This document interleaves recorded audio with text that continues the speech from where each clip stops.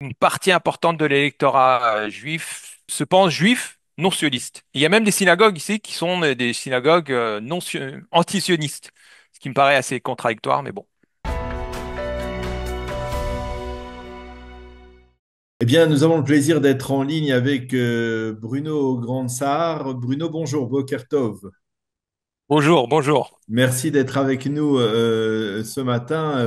Pour vous, nous sommes en décalage et je voudrais avec vous essayer de revenir sur les élections à New York. Tout le monde en parle hein, parce que, eh bien, il y a un candidat qui est très controversé, Zoran Mamdani, qui est le candidat du Parti démocrate. Vous êtes vous-même affilié, on va dire, au Parti démocrate. Vous votez pour le Parti démocrate. Et alors, bien entendu, lors de ces élections, on se pose la question, et c'est une question vue de Jérusalem que l'on se pose et on a du mal à la cerner.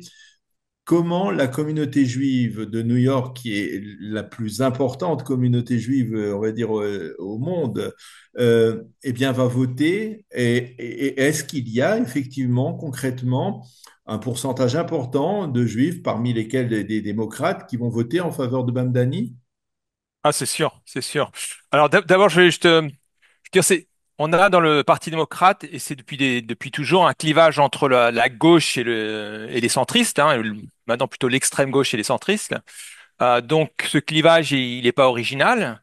Mais ce qu'on a aujourd'hui, c'est que l'extrême gauche du parti, c'est la première fois qu'on a un candidat qui s'en prend à une communauté, la communauté juive, et qui est extrêmement anti-sioniste, anti-israélien.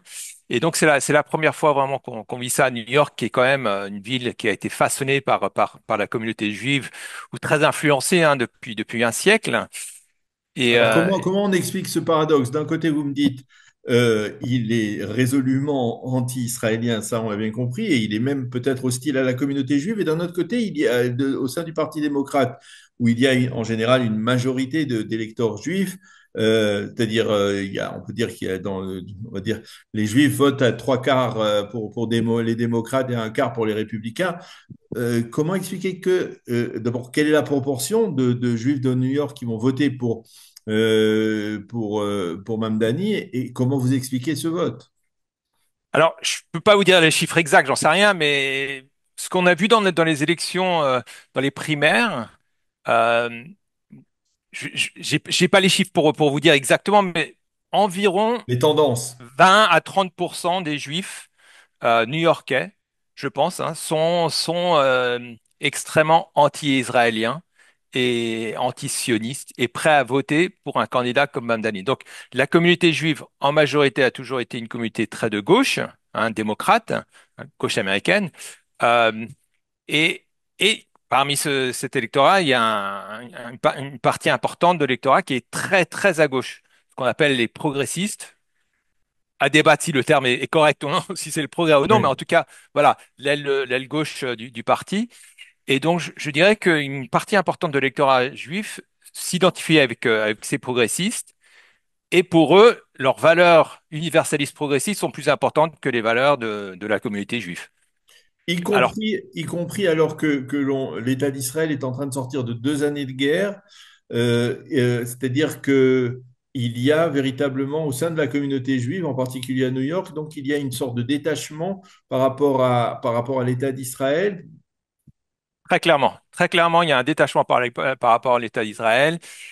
Et je pense que c'est aussi très démographique, c'est un clivage démographique hein, parmi les gens, on va mettre ça à 40 ans, hein, qui ont, qui sont un peu plus, qui n'ont pas été élevés dans la période où Israël était constamment attaqué, où l'existence de l'État d'Israël était menacée, même si c'est toujours le cas, hein. Mais Mhm. la perception de la menace par rapport à l'État d'Israël était telle, et je pense que la mémoire de l'Holocauste et des horreurs de la Deuxième Guerre mondiale était encore assez frais ou vif, et toute la génération, la nouvelle génération, tout ce qu'ils voient, c'est les images qu'on Qu'on voit dans voit les de Gaza. médias de Gaza, des extrémismes israéliens, et comme une espèce d'obsession des médias pour Israël. Et d'habitude, on montre les mauvais côtés. Je pense que une partie importante de l'électorat juif se pensent juifs non sionistes. Il y a même des synagogues ici qui sont des synagogues non anti-sionistes, ce qui me paraît assez contradictoire, mais bon. Mais ça, c'est un glissement progressif, justement, dans le soutien, on va dire, de la part de la communauté juive, de candidats qui sont pas obligatoirement des soutiens inconditionnels à Israël. Très clairement, très clairement. Alors, un peu une des règles d'or de New York jusqu'à maintenant, c'est qu'on s'en prend jamais à une communauté. C'est une ville extrêmement multiethnique. Il y a une 50, il y a 100 un siècle et 50 ans, c'était trois communautés qui dominaient, hein. C'était les Italiens, les Irlandais, les Juifs. Donc c'était une espèce de, de répartition des rôles par ces communautés. Ça s'est extrêmement euh, ouvert à d'autres communautés, hein, depuis la fin de la Deuxième Guerre mondiale. Mais une règle d'or, c'est qu'on ne s'en prend jamais à une autre communauté. Tous les maires ont toujours été à tous les défilés qui célèbrent voilà, le côté historique de chaque communauté.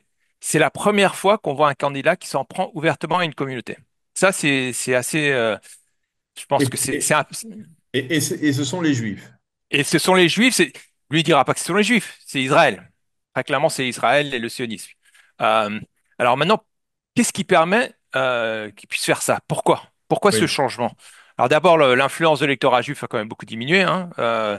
Les chiffres que j'ai vus, on est passé de 30% il y a une cinquantaine d'années à environ 10-12% Ah de la oui. population, hein. De la population, l'électorat, ça va être plus élevé parce que c'est une population un peu plus âgée en moyenne.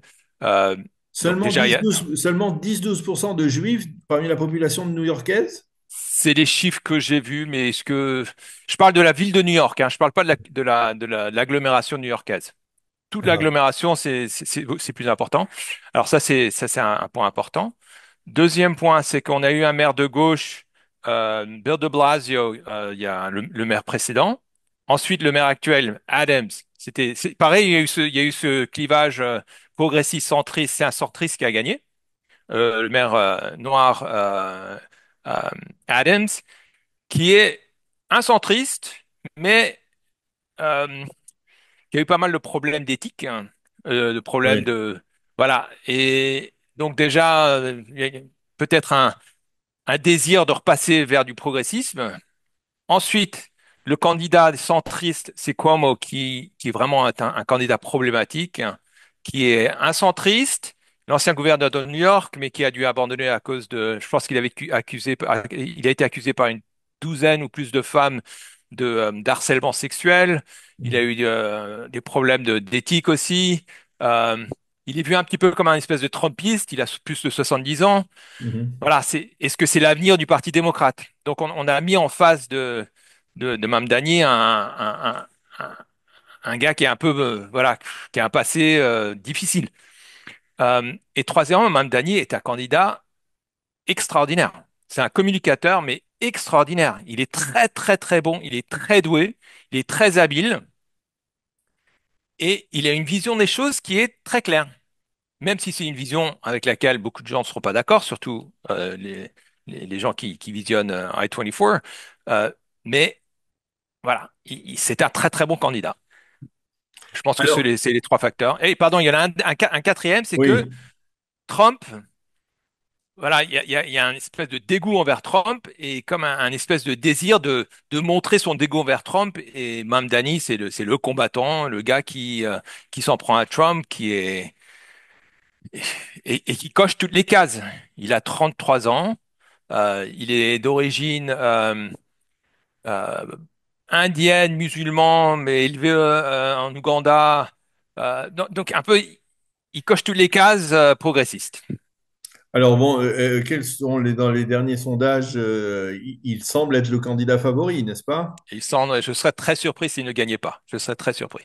Alors, à quoi il faut s'attendre, on va dire, au lendemain d'une éventuelle victoire de Mamdani pour la communauté juive? Alors, la communauté juive est très divisée, c'est un des problèmes, hein. Si la communauté juive n'était pas divisée comme elle l'est, on n'aurait pas un candidat Mamdani, soyons clairs. Euh, À quoi s'attendre? D'abord, lui va s'attendre, ça va être un réveil difficile, hein, parce que la ville de New York est très difficile à gérer. C'est une ville déjà où lui il va avoir 300 000 employés, hein, et c'est un gars qui a jamais géré quoi que ce soit. Ah Il est oui. sénateur de l'État. Et voilà, il a jamais géré quoi que ce soit. 300 000 employés, un budget de environ 110 milliards de dollars, euh, une force, je veux dire, un taux de syndicalisation très élevé aussi dans auprès des employés de la ville. Ça va pas être facile. Il va Ok. s'en prendre, voilà. Mais ça, c'est pour la ville en général. Je parle pour la communauté juive, je parle pour on va dire, la pratique, par exemple, dans les communautés plus religieuses, orthodoxes, ça peut se ressentir. Est-ce qu'il peut y avoir des mesures qui peuvent être prises contre telle ou telle communauté ou pas Écoutez, jusque-là? j'ai du mal à le voir, hein. J'ai du mal à le voir. D'abord, c'est pas le maire n'a pas tellement de pouvoir. Il y a le Mhm. gouverneur de l'État qui a beaucoup plus de pouvoir que le maire, d'une part. Un maire, c'est responsable vraiment de trois choses, la police, les écoles et les poubelles. Voilà Mhm. les trois, les trois jobs Ouais. qui sont des jobs très difficiles à faire, hein. Euh, L'impact, je pense que c'est une vérification d'Israël. Voilà, si Netanyahou revisite les Nations Unies, est-ce qu'il va essayer il fera sûrement quelque chose. Est-ce qu'il va essayer De de l'arrêter. l'arrêter, j'en sais rien. Voilà, ça va être des mesures symboliques qui pourrissent la vie des Juifs, Mhm. surtout religieux, qui sont tellement visibles. Mhm. Alors vous, ça sera ma dernière question. On parle ensemble depuis une dizaine de minutes. Vous, pour qui vous allez voter dans cet imbroglio? Alors moi, j'ai voté aujourd'hui déjà, parce Ah, on vote en avance de ok. préférence, hein, si on peut. Euh, Moi, j'ai voté, voilà, le choix, on a un choix vraiment de trois candidats. Il y a Mamdani, hein, qui est ce Ouais. candidat de gauche qui est jeune, dynamique, mais qui a un but d'une idéologie qui est très, très dangereuse. On a un candidat de républicain, Sliwa, qui est le fondateur des Guardian Angels dans les années 70, qui étaient les gars qui allaient dans le métro pour essayer de protéger les gens de la violence, euh, qui a 60, je sais plus, entre 70 et 75 ans, hein, assez dépassé quand même, qui a jamais géré quoi que ce soit. Et on a Cuomo. Parmi ces trois candidats, voilà le choix. C'est vraiment un choix terrible. Moi, je Ouais. suis un centriste. Il n'y avait pas photo, malheureusement. J'ai voté pour ce candidat centriste que je n'aime pas du tout. Mais bon, voilà. Comme on dit, la politique, c'est C'est pas un le, défaut. voilà, on vote pour le moins mauvais candidat. Mhm. Est-ce que ces élections, j'ai encore est-ce que ces élections seront le reflet de ce qui attend, on va dire, l'électorat du Parti démocrate dans les prochaines élections? Parce que, on va dire, à l'après-Trump, si Trump ne se représentait pas ou si, on va dire, il n'avait pas, est-ce qu'on se retrouvera au niveau national avec un Parti démocrate qui peut avoir un candidat de la même étoffe que que Mamdani? Alors c'est très possible. Moi, ça m'inquiète énormément parce que à l'État national, les démocrates ne gagneront jamais avec des candidats d'extrême gauche, jamais. Mhm. Parce que justement, le système électoral américain est tel, on a besoin de gagner dans les États centristes, dans les États, ce qu'on appelle les États violets, hein, où là, c'est plutôt l'électorat du milieu qui passe de gauche et de droite, à droite, etc., et vice-versa. Et historiquement, on arrive à gagner des sièges et des votes dans ces États en ayant des candidats plutôt centristes, mais excitants centristes. Donc, voilà, le risque, c'est que le Parti démocrate passe encore plus à gauche et on va plus gagner d'élections au niveau national pendant très longtemps. Là est le risque. Est-ce qu'on va aller dans cette direction-là? J'en sais rien. La ville de New York, clairement, je pense qu'elle va dans cette direction. Eh bien, Bruno Bansard, merci beaucoup de nous avoir éclairé. Vraiment, c'était très intéressant de dialoguer avec vous de New York sur ces élections déterminantes, hein. Ce sera probablement un scrutin historique pour la ville de New York. Merci beaucoup de nous avoir éclairé sur ce dossier-là et on vous souhaite envers et contre tout bonne chance pour ces résultats et pour l'avenir de la ville de New York. Merci, Bruno. À bientôt. Merci, Daniel. Au revoir.